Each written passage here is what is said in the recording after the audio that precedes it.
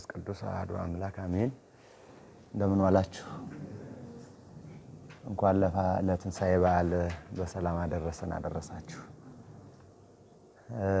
እንግዲህ ዛሬ የትንሣኤ በዓል መዋያ መርሃ ግብራችን ነውና የዚያን መርሃ ግብር ክፍል አንድን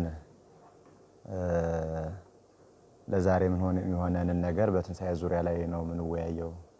ዛሬ እንግዲህ በዓላት ስናከብር የለመድናቸው ነገሮች አሉ። ሰዋችን የሚያከበረ ያለው ከበዓሉ በኋላ የበዓሉን ሐሳብ በማውጣት በማውረድ በማመላለስ አይደለም የሚያከብረውና እኛ ደግሞ ከዚያ ይልቅ ምግቡንም እንዳቅማችን ሳይቀርብን የበለጠ ደግሞ መንፈሳዊ ምግቡ በበዓሉ ውስጥ ያለው ሐሳብ ምስጢር እንዳይረሳ እንዳይዘነጋ አድርገን እየተወያየን ልናከብረው ይገባል በሚል ሐሳብ ዛሬ በኩረ ትንሣኤ በሚል ርዕሰ ጉዳይ ላይ ነው የምንወያየው ማለት ነው። የትንሣኤያችን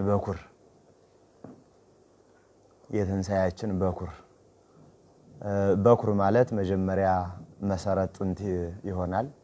በኋላ ማመጣቸው ሐሳቦች ይኖራሉ። በኩር በሶስት ነገር ይተረጎማል። አንደኛው በኩር ማለት ቀዳማዊ በሚለው ፍጻሜ የሌለው ቀዳማዊ በሚለው ይተረጎማል። ሁለተኛው በኩር የሚለው የመጀመሪያ በሚል ይተረጎማል። ሶስተኛው በኩር የሚለው ቀዳሚያት ተብሎ ሊተረጎም ይችላል እና ፍጻሜ የሌለው ሲባል በኩሩ ለአብ የአብ የበኩር ልጁ ካለ አብን በመልክ የሚመስለው በባህሪ አንድ የሚሆነው ከአብ አካል ዘእም አካል ባህሪ ዘእም ባህሪ የተወለደ ሲል በኩረ አብ ተብሎ ይጠራል ወልድ። በኩረ ልደት ሲባል ደግሞ በልደት ቀድሞ የተገኘ የተወለደ ማለት ነው። ለሰው ይሆናል ይሄ በኩር የሚለው የበኩር ልጅ ተብሎ ይጠራል ቀዳሚው። ከዚያ ባለፈው ግን ቀዳሚያቱ ከእህሉ ቀድሞ የደረሰው ቀዳሚያቱ በኩራት እየተባለ ሊጠራ ይችላል ቀዳሚያቱ ማለት ነውና እኛ ዛሬ የምናከብረው ግን በኩረ ትንሣኤ የትንሣኤያችን በኩር ቀዳሚ መጀመሪያ በሚለው ይታያል ማለት ነው። ትንሣኤን ለማወያየት ስለ ትንሣኤ ለማውራት እግዚአብሔር በባህሪው ሕያው ነው። ሁሌም የምንጀምረው ከእግዚአብሔር ነው። የኦርቶዶክሳዊ ትምህርት የማይለቃቸው ሁለት መሰረቶች አሉ። ኦርቶዶክሳዊ ትምህርት አንደኛ የእግዚአብሔር ቀዳማዊነት ሀልወት፣ ሁለተኛ በክህሎቱ የመጣ ፍጡር ምክንያት የማይሻ እግዚአብሔርና በምክንያት የተፈጠረ ፍጥረት ሁለቱ ታይተው ነው የሚመጡት ማለት ነው። እግዚአብሔር ለባህሪው ላኗኗሩ ምክንያት የለውም። ፍጥረት ግን የእግዚአብሔር መኖር ከሃሊነቱ ነው ምክንያቱ በክህሎቱ ያስገኘው ስለሆነ። ስለዚህ እግዚአብሔር በባህሪው ሕያው ነው። ሞት አይስማማውም። ለመንግስቱ ሽረት ለባህሪው ሞት የለበትም ማለት ነው። ይሄንን ክርስቲያናዊ ህሊና የሚባለው ኦርቶዶክሳዊ አረዳድ የሚባለው ይሄንን አይቶ ነው ማለት ነው የሚሄደው ማለት። ከሕያው እግዚአብሔር የተገኙ መላእክትና ደቂቀ አዳም ሕያዋን ይባላሉ ወይም ደግሞ ለህይወት የተጠሩ ናቸው።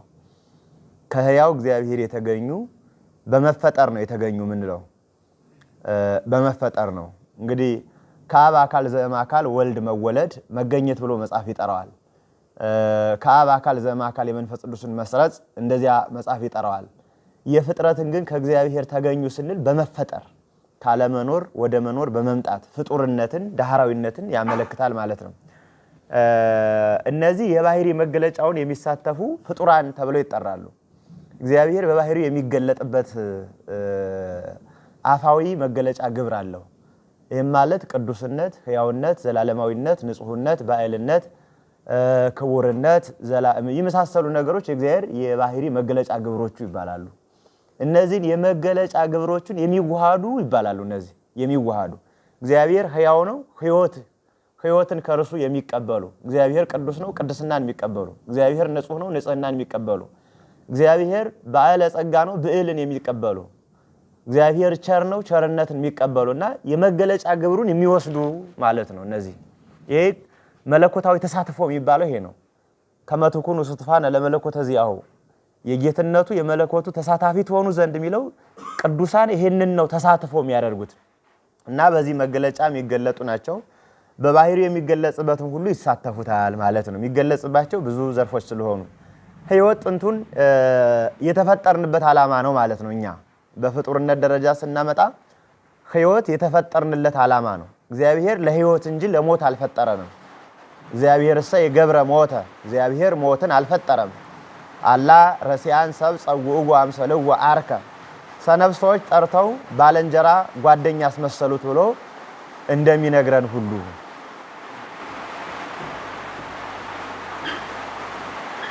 ይሰማል አይሰማም? ይሰማል። ስለዚህ በባህሪው የሚገለጽበትን ሁሉ ሰው መሳተፍ አለበት።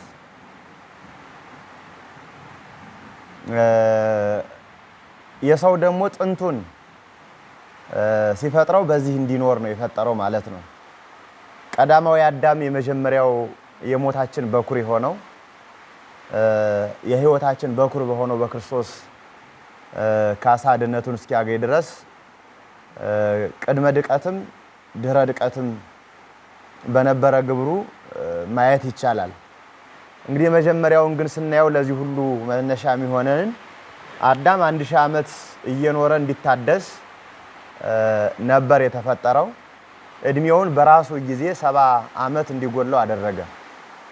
70 ዓመት ጎደለው። ይሄንን በታሪክ ታስታውሳላችሁ። ኩፋሌም ላይ ስላለ ሞትን በባህሪው ዘልቆ እንዲገባ አደረገ። ሕይወትን አጣ። ሞት በባህሪው ዘልቃ ገባች። ሕይወት ከባህሪው ወጣች። በስጋ ወደ መቃብር በነፍስ ወደ ሲኦል የሚወርድ ሆነ ማለት ነው። ከዚህ የሚያድነው ይፈልግ ነበረ። እንግዲህ ትንሣኤ ስንል የዚህ መድኃኒት ነው ማለት ነው። ሞት ወደ ባህሪው ዘልቆ ቢገባም ሕይወት ወደ ባህሪው በተዋህዶ አዳምን ሊያድነው ገባ ማለት ነው። ወደ አዳም ባህሪ ሞት ውርስ ሆና ዘልቃ ብትገባ ሕይወት ቃል ወደ አዳም ባህሪ በተዋህዶ ገባች ወይም ደግሞ በተዋህዶ ተገለጸች። ስለዚህ ሞት በገባበት አንጻር ሕይወት ተገለጸበት ማለት ነው። ያንን ምስጢር ነው የሚገልጸን። አዳምን የሚያድነው አካል ይሄንን ማድረግ ነበረበት። ይሄ በነገረድነት ስላየ ነው እዚህ ላይ ሙሉ አልተነተንም። የሚያድነው አካል ሰው መሆን አለበት፣ ምክንያቱም የበደለው ሰው ስለሆነ። ንጹሕ ባህሪ መሆን አለበት፣ ምክንያቱም አዳም በባህሪው ጉስቁልና ስላገኘው። የሚያድነው አካል አዳምን የሚሞት መሆን ነበረበት፣ ምክንያቱም አዳም ስለሞተ። የሚያድነው አካል ሞትን ድል አድርጎ መነሳት አለበት፣ ምክንያቱም ሙቶ ብቻ ከቀረ መሞቱ ስለማይጠቅም። ይሄንን ማሟላት የሚችል ፍጡር ስላልተገኘ ነው እግዚአብሔር ሰው የሆነው። ምክንያቱም መላእክት ሰው መሆን አይችሉም። ንጹሕ ባህሪም እንደ እግዚአብሔር አይደሉም። ምንም በቅድስና ንጹሐን ቢሆኑም እንደ እግዚአብሔር ንጹሕ ባህሪ እንከን አልባ አይደሉም። መፈጠር ራሱ እንከንነት ነው። ንጹሕ ማለት ካለ መፈጠር፣ ካለ መመለክ፣ ከተድሮ ከተፈልጦ ሁሉ መንጻት ነው ንጹሕ መባል። አንድ ንጹሕ ሙሉ ንጹሕ የሚባለው ካለ መፈጠር ከነጻ፣ ከተድሮ ማለት ከዳህራዊነት ከነጻ፣ ዳህራዊ ከመባል መንጻት፣ ፍጡር ከመባል መንጻት፣ ካለ መመለክ ካለ መሰገድ መንጻት አለበት። ከዚህ ደግሞ መላእክት አይነጹም። ከዚህ የሚነጻው ንጹሕ ባህሪ ራሱ ብቻ ነው። ሌሎች ፍጥረታትም እንደዚሁ። ስለዚህ የሚሞት መሆን አለበት። መላእክት አይሞቱም። ዲያብሎስ እንኳን የሞተ ቢሆንም የማይሞት ምውት ነው። ይሄ ነው አይሞቱም። ሞትን ድል አድርጎ መነሳትም የሚችል ከባለቤቱ በስተቀር የለምና ነቢያትም ሰው መሆንን ቢያሟሉም ንጹሕ ባህሪነትን አያሟሉም።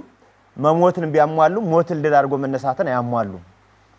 የላሙ የፍየሉ የበጉ መስዋዕትም ሰው መሆንን አያሟላም፣ ንጹሕ ባህሪነትን አያሟላም። መሞትን ያሟላል፣ ሞትን ድል አድርጎ መነሳትን ግን አያሟላም። ሰው መሆንንም ማድረግ የሚችል በፈቃዱ ንጹሕም ባህሪውም ንጹሕ የሆነ የሚሞትም በፈቃዱ ሞትንም መቀበል የሚችል በፈቃዱ የሚያደርግ ሞትንም ድል ማድረግ የሚቻለው ራሱ ብቻ ነው። ስለዚህ የማይሞተው ሞተ፣ ሞትንም ድል አደረገ የምንለው ከዚህ ተነስተን ነው ማለት ነው። በነገረድነት ትምህርት ይታያል ብያለሁ። ስለዚህ የመጀመሪያው ሰው አዳም በበደሉ ምክንያት ከገነት ከወጣ በኋላ በዚህ ዓለም ቤት ሰርቶ ልጅ ወልዶ የሚኖር ሆነ። አዳምና ቃየልን አቤልን ወለደ። ቃየልን አቤልን ገደለው። ሞት ወደዚህ ዓለም ዘልቃ ገባች እንዳልነው ሁሉ በግብር ተገለጸች።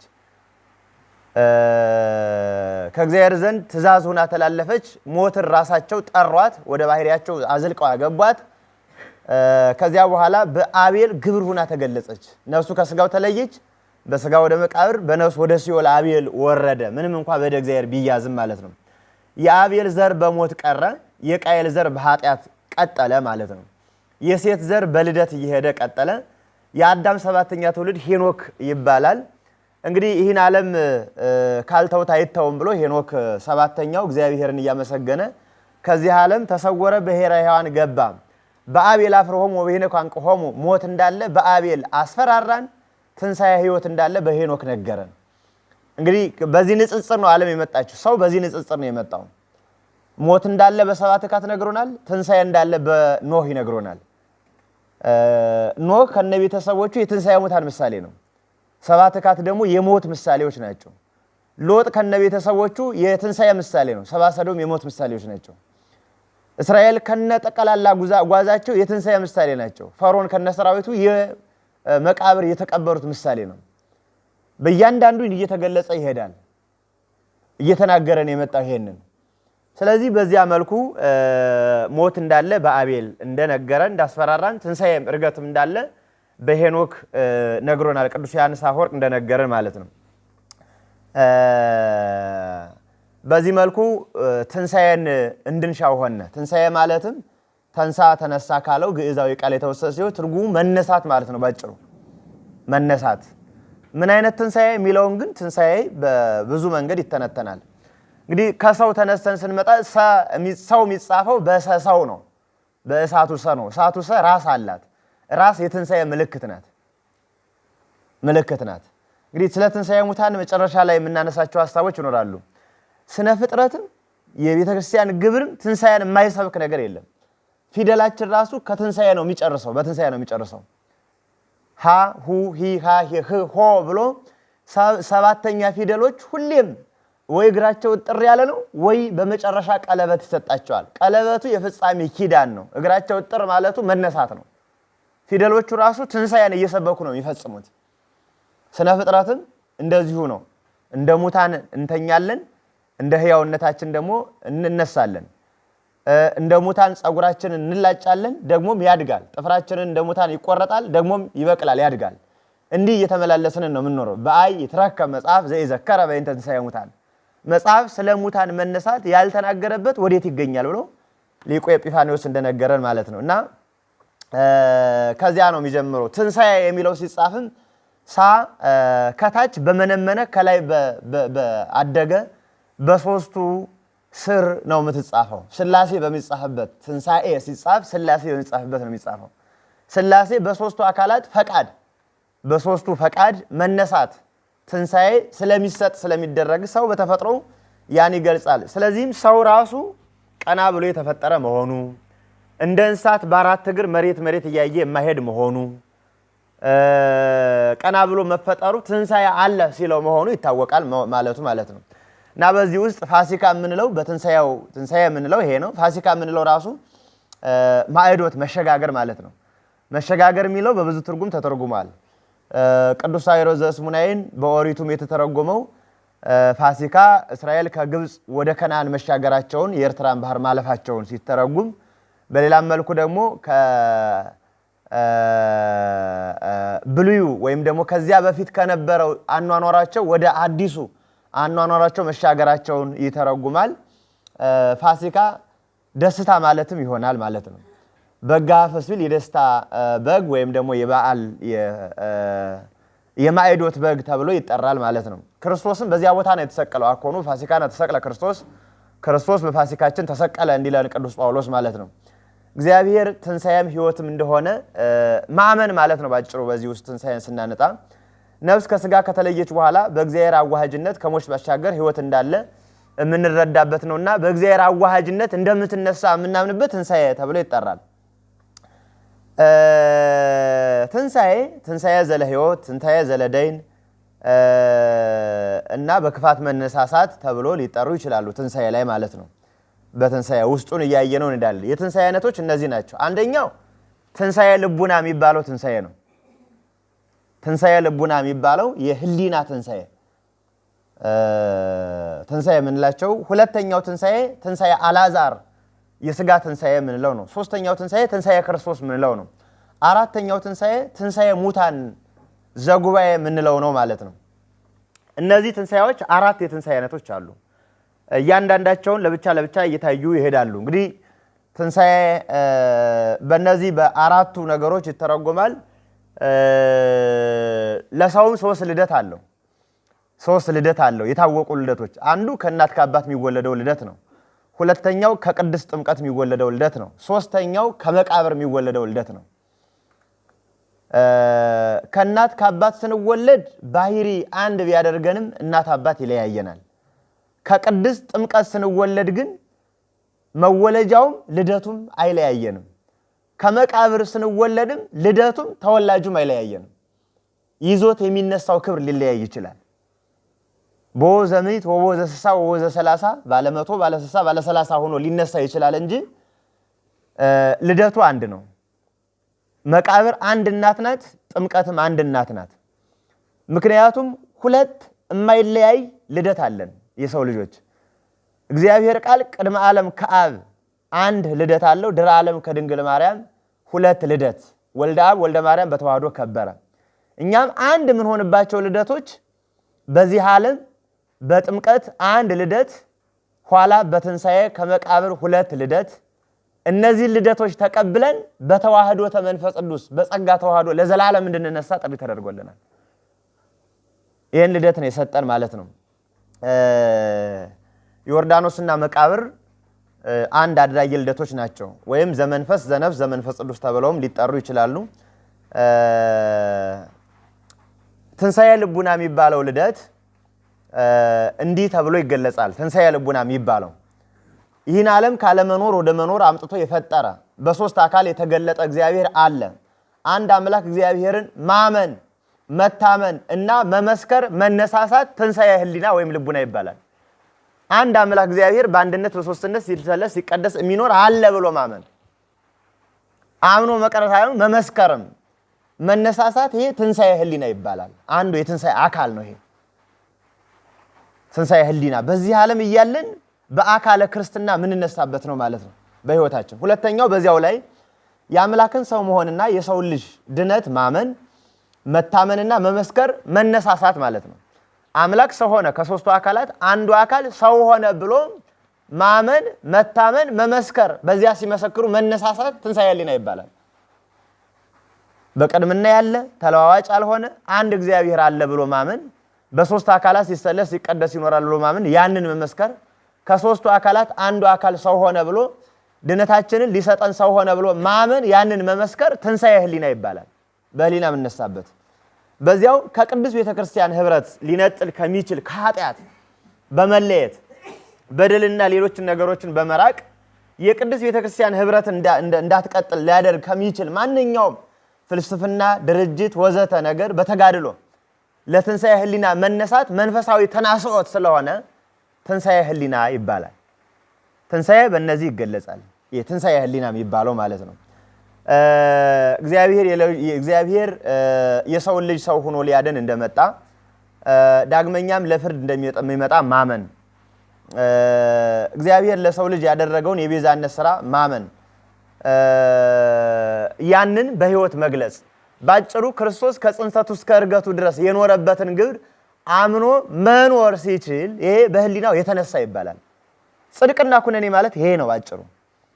ክርስቶስ ምን ይላል? በክርስቶስ የማያምን አሁን ተፈርዶበታል ይላል። ለምንድን ነው አሁን ተፈርዶበታል የሚለው? አሁን እያደረገው ያለው የሚፈረድበትን ግብር ስለሆነ ነው። የሚፈረድበትን ግብር ስለሆነ ነው። በጎ ሲያደርግ ለበጎ ይፈረድለታል፣ ክፉ ሲያደርግ በክፉ የሚፈረድበትን ግብር የሚያደርገው ስለሆነ ነው። አሁን የሚነሳው ለክፉ ከተነሳ ለክፉ ትንሣኤ እየሰራ ነው። ለበጎ ከተነሳሳ ለበጎ ትንሣኤ እየሰራ ነው። የአሁኑ ትንሣኤው ነው ህሊና የተነሳው ነው ለነገ የሚሆነው ማለት ነው። ስለዚህ ቤተክርስቲያን የምትነግረን የትንሣኤ ህሊናን ትምህርት እሱን ነው ማለት ነው። ወምዝል ለበክርስቶስ በምጽአቱ፣ ከዚህ በኋላ በክርስቶስ ያመኑ በምጽአቱ ይነሳሉ ያለን ሐዋርያ ይሄንን ነው ማለት። ትንሣኤ ልቡና ያላቸው ሰዎች በአምላካችን በመድኃኒታችን በኢየሱስ ክርስቶስ አምነው ከኃጢአት ባርነት ነፃ የወጡ ሰዎች ናቸው። የሚወጡ በተጋድሎ ላይ ያሉ ሰዎች ትንሣኤ ህሊና አላቸው እንላለን። ባጭሩ ትንሣኤ ህሊና ያላቸው ሰዎች ይሄንን ያሟሉ ናቸው። አጠቃላይ ትንሣኤ ህሊና ማለት በቤተ ክርስቲያን አኗኗር ማህበር ህብረት ውስጥ ገብተው ሃይማኖት ያላቸው የተጠመቁ ሜሮንን የታተሙ ስጋውን ደሙን የተቀበሉ በበጎ ምግባር የሚጋደሉ በቤተ ክርስቲያን ጉባኤ የተሰናሰሉ ትንሣኤ ህሊና አላቸው ይባላሉ። በዚያችም ውስጥ ጉባኤያቸው የተቀደሰ አንዲትነት ያለው እና ሐዋርያዊነት ያለው ኩላዊነት ባለው አኗኗር ከገቡ ህሊናቸው ተነስቷል ይባላል። የተነሱ ናቸው በህሊና። ይሄንን አስቦ በዚህ ህልው ሲሆን በዚህ ሲኖር ይሄንን ሲያስተጋባ ሰውየው ተነሳ የክርስትና አካልን ያዘ ብለን እንጠራለን ወይም እንኖራለን ማለት ነው። ስለዚህ ትንሣኤ ህሊና ማለት ቅድምና ባላት ተለዋዋጭ ባልሆነች ሰው ባልሰራት በተገለጠች በተቀበልናት በመናስረከባት ሃይማኖት ስርዓትና ህግ መሰረት መኖር ማለት ነው። ዘባቤከ ያርፍ ነጽሮተ ኩሉ ነባቢያን የነባቢያን ሁሉ ነጽሮት የሚያርፍበት እግዚአብሔርን በህሊና ተክሎ እያዩ መኖር በቀኝ ታቆመኝ በግራ ታቆመኝ እያሉ ዳግም ምጽአቱን ፍቱን ምሕረቱን ሳይዘነጉ መኖር ትንሣኤ ህሊና ተብሎ ይጠራል። ወብፁዕ ዘረከበ ክፍለ ራዕየ ዮሐንስ በመጀመሪያዋ ትንሣኤ እድል ያለው ሰው ብፁዕ ነው ይላል። ማለት በህሊናው የተነሳ ሰው ብፁዕ ነው። ምክንያቱም ኋላ ዘለ ክብር ይነሳል ማለት ነው፣ በክብር ይነሳል። አሁን የሞተ ግን ኋላ በክብር አይነሳም። ትንሣኤ ማለት አሁን የምንኖረው አኗኗር ነው። ሞት ማለትም አሁን የምንኖረው አኗኗር ነው። ይሄ የህሊና ትንሣኤ ተብሎ ይጠራል። ሁለተኛው ትንሣኤ ሥጋ ወይም ትንሣኤ አልዓዛር የሚባለው ነው። ይሄ በለባዊት ነፍስ ሕያው ሆኖ በሚኖር ሥጋ መነሳት ነው። በለባዊት ነፍስ ሕያው ሆኖ በሚኖር ሥጋ መነሳት ነው። ይሄ ማለት እግዚአብሔር በብሉይ ኪዳን በኤልያስ አድሮ አንድ ምውት በኤልሳ አድሮ ሁለት ምውት አስነስቷል። ይሄኛው ትንሣኤ ከተነሱ በኋላ መልሰው ይሞታሉ። ይሄ ትንሣኤ ሥጋ ተብሎ ይጠራል። ታምራዊ ነው። በታምራት ይነሳሉ፣ ተመልሰው ግን ያርፋሉ። ይሄ ሥጋ ትንሣኤ ነው። የሚነሱትም በብሉይ ሥጋ ነው ማለት ነው። ይሄ የሚነሱት በሐዲስ ኪዳንም ሰው ሆኖ መድኃኔ ዓለም ክርስቶስ አልዓዛርን ከሞተ በአራተኛው ቀን አስነስቶታል ማለት ነው። ይሄም ወልደ መበለትና ወለተ ኢያኢሮስንም አስነስቷል። በታምረ ኢየሱስ ሳራና ረብቃን ራሔልንም ከሞት አስነስቶ አምላክነቱን እንዲመሰክሩ አድርጓቸዋል እና አብርሃምንም አስነስቷቸዋል። በታምረ ኢየሱስ ይነግረናል ይሄንን። ይሄም ትንሣኤ ሥጋ ነው ማለት ነው። በስቅለቱም ጊዜ ከ500 ብቅ ከ600 ዝቅ የሚሉ ሙታን ከመቃብሩ ስር እንደ አሸን ፈልተዋል። ይሄም ትንሣኤ ሥጋ ነው። ዘለ ጉባኤ የመጨረሻ የፍርድ ትንሣኤ አይደለም። ተመልሰው ምግባር ትሩፋት ሰርተው ያርፋሉ። አልዓዛር ከተነሳ በኋላ 40 ዓመት የኤጲስቆጶስ ሆኖ ሲያገለግል ነው ተመልሶ አርፏል። አልዓዛር ተመልሶ እንደገና ትንሣኤ ዘጉባኤን ሊጠባበቅ አርፏል። ትንሣኤ ሥጋ ብለን እንጠራዋለን ይሄንን ማለት ነው። ሲጠቀለል ይሄ ትንሣኤ እኒህ ሁሉ የተነሱት በብሉይ ሥጋ ነው። በሚፈርስ በሚበሰብስ ሥጋ ነው የተነሱት። ሲቀጥልም ደግሞ ትንሣኤያቸውም ግላዊ እንጂ ህብረታዊ አይደለም። ግላዊ ትንሣኤ ነው። ይሄ ሁሉን ሥጋ ለባሽ ሁሉ አይመለከትም ማለት ነው። ይኮንን ሕያዋነ ወሙታነ ሕያዋንን ሙታንን ይገዛል። ሰው ከሆነ የማይነሳ የለምና ሕያው ይባላል። ደግሞ በጎ ካልሰራ ደግሞ የማይፈረድበት የለምና ሙታን ይባላል። ሙታንም ሕያዋንም የግብር ሙታንም የህይወት ሕያዋንም አንድ ሆነው በሚነሱበት ጉባኤያዊ ትንሣኤ ስላልተነሱ ይሄ ትንሣኤ ግላዊ ትንሣኤ ይባላል። ስለዚህ የእነ አልዓዛር በዚህ መልኩ የሚገለጽ ትንሣኤ ነው። ከተነሱ በኋላ ሙተዋል። ሥጋቸው ፈርሶ አጥንታቸው ተከስክሶ ጅማታቸው ተልከስክሶ ይገኛሉ ማለት ነው። ይሄ ማለት በጎ ስራ ሰርተው ያረፉ የጻድቃን አጽም ወሥጋሆሙ ለጻድቃኒከ የጻድቃን አጽም ክቡር መሆኑን ዳዊትም ይነግረናል፣ መጻሕፍትም ይነግሩናል። ቤተክርስቲያን ትሰራበታለች። አጽመ ጻድቃን አጽማቸው ያረፈበት ደማቸው የነጠበበት ወዛቸው የተንጠፈጠፈበት ቅዱስ ቦታ ነው። ወአክበርዎ ለመሬታ መሬቱ ይከበራል፣ እምነት ይሆናል፣ ብዙ ታምራት ይደረግበታልና የታወቀ ነው ይሄ ማለት ነው። ትንሣኤ ዘጉባኤን ይጠባበቃሉ። እነዚህ ሁሉ ትንሣኤ ዘጉባኤን የሚጠባበቁ ናቸው። ትንሣኤያቸውም ዘለ ክብርም ዘለ አራሳልም ሊሆን ይችላል። እንግዲህ ከተነሱ በኋላ የሰሩት ነው የሚሆነው። እንደ መጻጉዕ እምዝዘ ያኪ ከዚህ የከፋ እንዳያገኝህ አትበድል አለው። ግን በደለ። ሲበድል የከፋ ደግሞ አገኙ። እንደዚያ ካልሰሩ የከፋ ነገር ሊያገኙ የሚችሉ ሰዎች ይኖራሉ፣ በደል ከሰሩ ማለት ነው። ስለዚህ ዘለከብሩን ዘላሳርም ሊነሱ ይችላሉ። ምክንያቱም የተፈጸመ ፍትህ አይደለም የተሰጣቸው፣ የተፈጸመ ፍትህ አይደለም የተሰጣቸው፣ መዋዕለ ንስሐ ነው የተሰጣቸው። የዚህ ዓለም አኗኗር ትንሣኤ ሁሉ መዋዕለ ንስሐ የንስሐ ዘመን ነው የሚባለው። ዓመተ ምህረት ዓመተ ንስሐ ነው የምትባለው ወንጌል። በዓመተ ምህረት በዓመተ ንስሐ ውስጥ የተነሱ ስለሆኑ ማለት ነው እንዲህ ተብለው ይጠራሉ። ሶስተኛው ትንሣኤ የክርስቶስ ትንሣኤ ነው። የክርስቶስ ትንሣኤ ሶስተኛው ትንሣኤ ተብሎ ይጠራል። የክርስቶስ ትንሣኤ የእኛን መከራ በፈቃዱ ተቀበለ፣ የእርሱንም ሕይወት ለእኛ ሰጠን ማለት ነው። ይሄ የክርስቶስን ሞት ወይም ትንሣኤ የምናየው በሞቱ ሞትን ያጠፋበት ነው። አስተአፈራ ኃጢአተ በዲበ ምድር ወሰአረ መርገመ በዲበ ዕፀ መስቀል፣ ኃጢአትን በምድር መርገምን በመስቀል ድል አደረገ። ወነሰተ ዕረፍተ ሙስና ወሰ መቃብር፣ ፈርሶ በስሶ መቅረትንም በመቃብር አጠፋ አመዘበረ ብሎ እንደሚነግረን በብሉይ ኪዳንም ይሁን በሐዲስ ኪዳን ለሚነሱ ሰዎች አስነሽ ያላቸው ይኸውም ኢየሱስ ክርስቶስ ነው። ኢየሱስ ክርስቶስ የብቻው ትንሣኤን የምንናገርለት አስነሽ የሌለው ተነሽ ስለሆነ ነው። አስነሽ የሌለው ተነሽ ነው። ሌሎቹ አስነሽ ይሻሉ፣ እሱ ግን አስነሽ አይሻም ማለት ነው። መድኃኒታችን ኢየሱስ ክርስቶስ ግን አስነሽ አይሻምና በስልጣኑ በፈቃዱ ተነሳ። ምክንያቱም ሕያው አብ ሕይወት መንፈስ ቅዱስ ገንዘቡ ስለሆነ፣ ሕያው አብ ሕይወት መንፈስ ቅዱስ ገንዘቡ ነው። ሕያው ወልድም በባህሪያቸው ማነው በአካላቸው ህልው ነው፣ ባህሪያቸው አንዲት ናት። አምላካችን ሌላ አስነሽ እንደማይሻ በዮሐንስ ወንጌል ሲናገር ነፍሴን ላዋሃዳትም ልለያትም ስልጣን አለኝ ብሏል። ላስነሳትም ልገላትም ስልጣን አለኝ ማለት ነፍሱን ከስጋው ሊለያትም ስልጣን አለው፣ አዋሃዶ ሊያስነሳትም ስልጣን አለው። እንግዲህ በዚህ ሂደት ውስጥ ሲገለጽ እግዚአብሔር ቃል በትንሣኤው የሚገለጽበት ሂደት አለ። የመጀመሪያው በኩረ ጥንት ይባላል። በኩረ ጥንት የመጀመሪያው አዳማዊ ጥንትነትን ይዞ በመገኘት በኩር ተብሎ ይጠራል። አዳማዊ ጥንተ አካልን የመጀመሪያው ንጹህነትን ከ5500 ዘመን በኋላ ይዞ በመገኘት በኩር ተብሎ ይጠራል። በዚያው በኩረ ልደት ይባላል። በኩረ ልደት የሚባለው አዳማውያን ከደፈረሰ ንጹህ ባህሪ ካልሆነ ባህሪ እየተቀዳዱ ይወለዳሉ። በዚያ ልደት ይመጣሉ። የመጀመሪያውን ንጹህነትን ንጹህ ባህሪነትን ይዞ የተወለደ በኩራችን ነው ማለት ነው። አሁን በኩረ ልደት በአብ ሲነገር ቀዳማዊ ከአብ የተገኘ ማለት ነው። በዚህኛው ሲነገር ደግሞ በኩረ ልደት ማለት ንጹህ የሆነውን አካል ገንዘብ አድርጎ በመወለድ በስጋ የመጣበትን ስለ ስጋ ንጹህነት ስለተዋሃደው ሕያው አካል የሚነገር ነው ማለት ነው። ሌላው በኩረ ንጽህ ይባላል። በኩረ ንጽህ ይባላል። በኩረ ንጽህ የሚባለው እንግዲህ ይሄ ነውር አልባ የሆነ ንጽህን የሚሰጥ ንጽህን የሚያድል ነውርን የሚያጠፋ የጌታችን ካሳ በማይጸን ነው የሚጀምረው። በማይጸን ካሳን የጀመረ የንጽህናችን በኩር እርሱ ስለሆነ ነው። እሱ በባህሪው ንጹህ ባህሪ ስለሆነ ይሄ ይነገርለታል ማለት ነው። ጠጠር ያሉ ቃላቶች ናቸው። በኩር በተቀድሶት ይባላል። ቅድስናን የማይሻ ቅዱስ ነው። ንጽህናን የማይሻ ንጹህ ነው። ክብርን የማይሻ ክቡር ነው። ንግስናን የማይሻ ንጉስ ነው። ሕይወትን የማይሻ ሕያው ነው።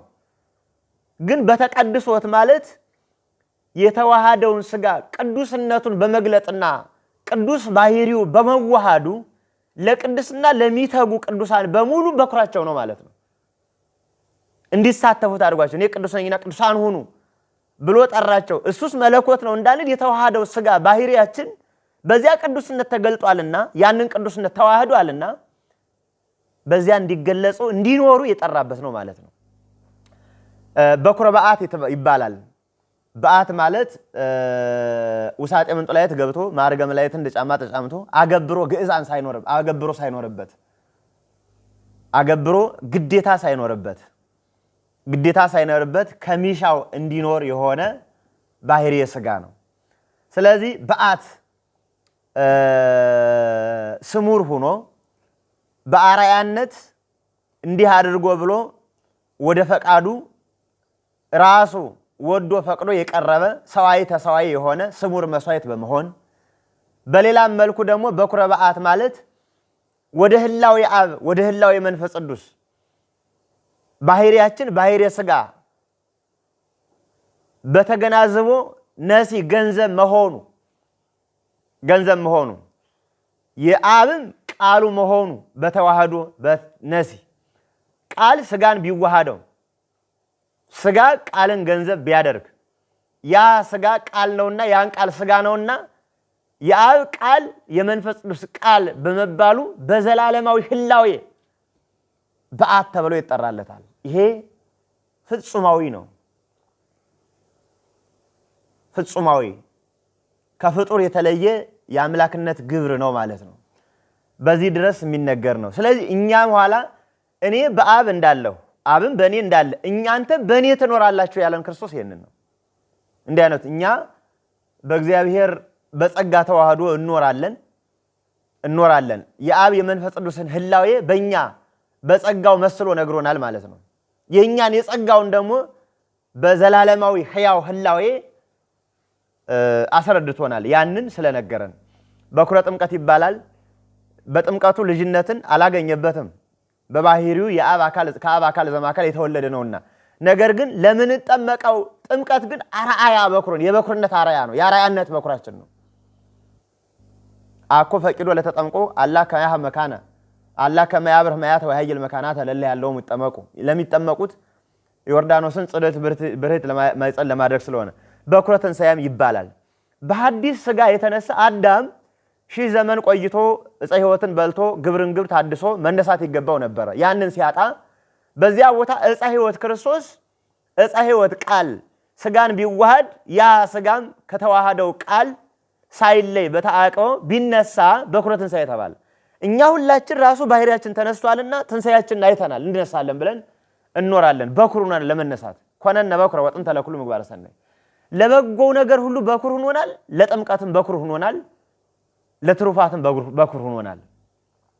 በኩረ ዕርገትም ይባላል። ለዕርገትም በኩር ሆኖናል። ተንሥአ እግዚእነ ከመ ይማረነ ተንሥኦ ሥጋቲነ ጌታ የሥጋችን መነሳት ሊያስተምረን ተነሳ። አርገ እግዚእነ ከመ ያለብቡ ዕርገተ ጻድቃን ንጹሐን ንጹሐን ጻድቃንን ዕርገት ሊያስረዳ ጌታ አረገ እንዲለን ማለት ነው። ምን ማለት ነው? ለጌታ ያሻዋል ማለት አይደለም። በኩርነቱ ይሄ የአርአያነት በኩር አርአያ ሊሆነን ያደረገው ነው። ይሄ የአርአያነት በኩሮች የምናያቸው። ስለዚህ በዚህ መልኩ ክርስቶስን ተነሳ። ትንሣኤውን የሶስተኛውን ትንሣኤን እናገራለን። ክርስቶስ በነቢያት ትንቢት ተነግሮለታል። ሱባኤ ተቆጥሮለታል። ቁጥር ተቆጥሮለታል። ምሳሌም ተመስሎለታል። ትንቢት ወተንሥአ እግዚአብሔር ከመ ዘንቃ እምነዋ እግዚአብሔር ከእንቅልፍ እንደሚነሳ ተነሳ። ይሄ ሁሌ የምናስታውሰው ጥቅስ ነው።